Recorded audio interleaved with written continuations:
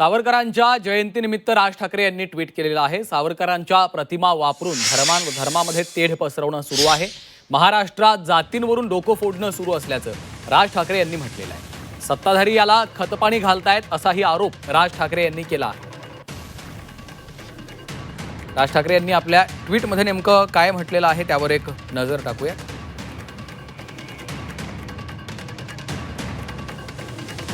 स्वातंत्र्यवीर विनायक दामोदर सावरकर यांची जयंती। सावरकर हे हिंदू राष्ट्रवाद मांडणारे तत्वज्ञ होते, क्रियाशील धर्मसुधारक, समाजसुधारक होते आणि तितकेच विज्ञाननिष्ठ पण होते। सावरकर हे माझ्या मते देशातील एक असे महापुरुष आहेत की त्यांच्या टीकाकारांना पूर्ण सावरकर कधी कळले नाहीत किंवा झेपले नाहीत। आणि सध्या सावरकरांचा उदो करून त्यातून मतांची बेगमी करण्याचा प्रयत्न करणाऱ्यांनी तरी सावरकर वाचले असतील का, त्यांना समजले असतील का याची शंकाच आहे। प्रत्येक गोष्ट आपल्या बुद्धीला पडते का हे पाहणारे सावरकर खरंच यांना झेपत असतील का?